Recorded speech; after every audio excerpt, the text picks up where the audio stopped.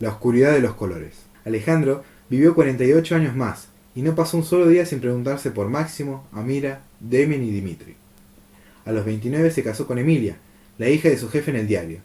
Se fueron enamorando en cruces casuales e intercambios de saludos formales por los pasillos oscuros de la redacción, hasta terminar sin poder sacarse los ojos de encima uno del otro. Alejandro todavía estaba superando la conmoción de haber descubierto su verdadera historia, que por momentos le caía sobre los hombros como una carga insoportable hasta asfixiarlo. Y cuando conoció a Emilia, tan simpática, tan normal, fue como encontrar la contracara perfecta de Amira.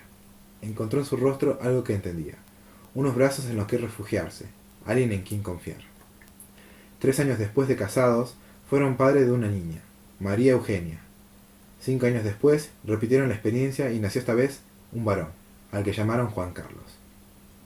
Alejandro visitaba seguida a su recuperada madre, doña Elma. Oían programas de radio, tomaban mate con bizcochitos, hablaban de política.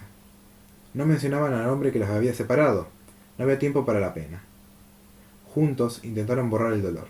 Se concentraron en un presente de nietos, risas y tardes de sol. Luego de que Alejandro bajara el revólver y le perdonara la vida, Andrew vivió 2 años más. Alejandro no lo mató, pero tampoco se preocupó más por él. Lo dejó con sus fantasmas y no volvió a visitarlo. Solo lo veía por las noches, en pesadillas, formadas con las líneas de su rostro arrugado. Supo por la policía que Andrew había muerto. Sufrió un ataque cardíaco en la casa que habían compartido.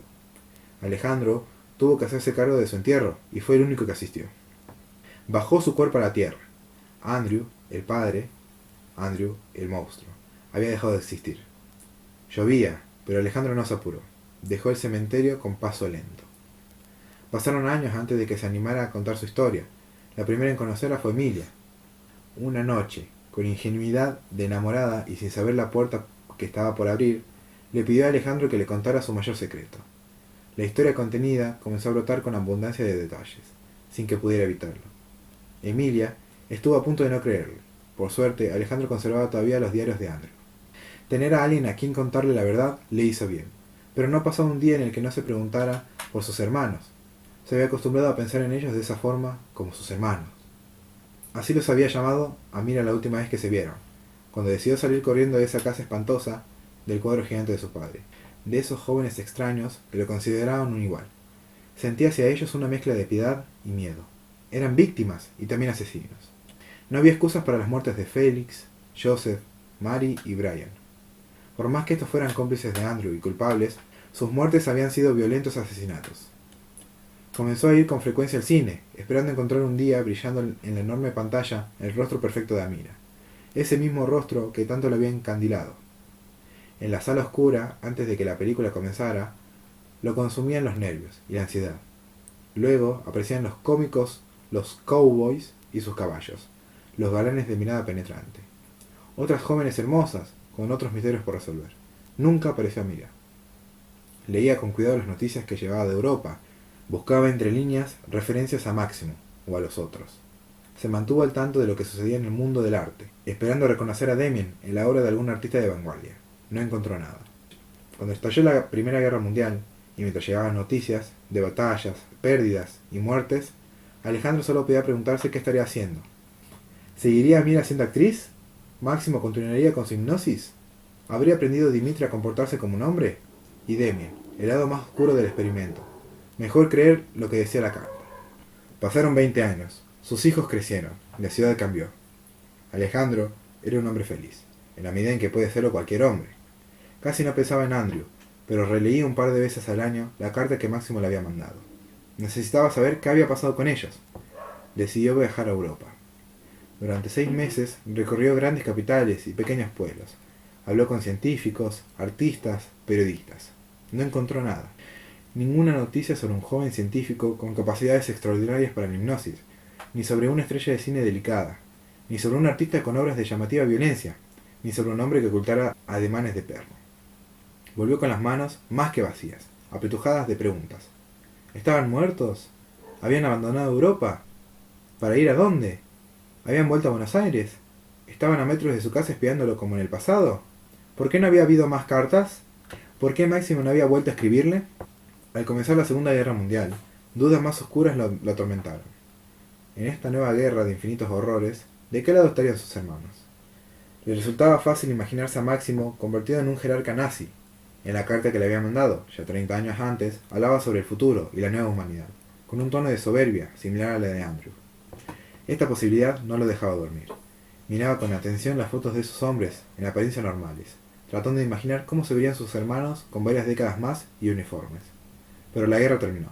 Los horrores del nazismo quedaron expuestos, y no apareció ninguna pista sobre ellos.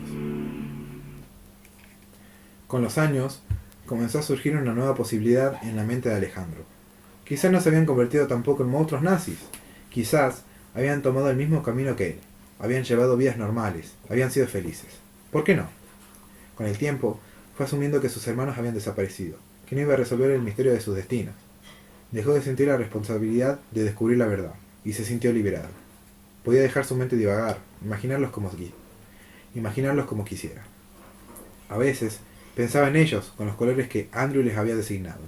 Máximo era verde, Amir azul, Dimitri marrón, Demien negro. Tal vez porque estaba seguro de que en esas décadas habían cambiado de nombre muchas veces. También porque era una forma de limpiarlos, de darle a esos colores otro sentido que el del experimento, y unir las dos imágenes que tenía de ellos, los jóvenes que había conocido y los niños que aparecían en el diario de Andrew. Comenzó a encontrar sosiego en imaginar para ellos vidas posibles. Verde Máximo es profesor de una universidad, en Viena. Entra a clases con el pelo revuelto y el traje arrugado, y el alumnado sigue con atención sus ideas. Fascinado con esa capacidad que tiene de encontrar en los temas más triviales una nueva e inesperada mirada. Amira, azul, ya mayor, aún brilla. La vida nunca dejó de ser un misterio para ella. Posa su vista sobre las cosas como aquella tarde del zoológico, con la misma extrañeza. Quizás, algunas noches frente al mar, remontando la distancia, recuerda a Alejandro. Demien negro, Demien, el asesino, el artista. El pincel recorre la tela y la violencia. Esa violencia que le obligaron a sentir desde el primer minuto de su vida. Se convierte en otra cosa, se ilumina y ramifica ante sus ojos. Un arte de búsqueda interior que no necesita de nadie que lo contemple. Dimitri marrón. Va por las calles con las manos en los bolsillos. Se mueve completamente como un hombre. Nadie podría darse cuenta que alguna vez fue otra cosa. Aún prefiere los exteriores, los parques, las plazas. Sentarse en un banco, ver pasar a sus iguales, las personas y los perros. Aun cuando la vida, que todo lo abandona, va dejando también a Alejandro, él agradece lo bueno, sus 2 hijos, el amor de Emilia, lo visto y lo vivido, pero sin dejar de tener presentes a sus hermanos en un pensamiento que es recuerdo, pero también súplica, sosiego, posible cobijo, un pensamiento que es cuidado, como si estuvieran abrazándolos, como si pudiera sanarle las heridas producidas por Andrew. Es lo que él puede hacer por ellos, que le abrieron los ojos cuando no quería ver. Ahora él los abraza, los cura. En el final, Alejandro está con ellos y les limpia toda oscuridad. Verde. Los engaños y las trampas se van. Solo queda el cuarto lleno de libros, la charla profunda, la inteligencia más pura que haya conocido. Azul. Y si fue amor, ya no hay mentiras. Amira no puede mentir. En su mundo de sueño no hay verdad, pero tampoco mentira. Negro. Temido, incomprensible, tanto que duele pensar en él. Marrón. Ya nunca más un animal sudoroso y maloliente. Ahora un hombre, una persona. Todos ellos, personas, a pesar de las torturas, del encierro, de la enajenación, porque los colores nacen de la luz, no de la oscuridad. Y eso es lo que ellos son, colores, verde, azul, negro, marrón, blanco.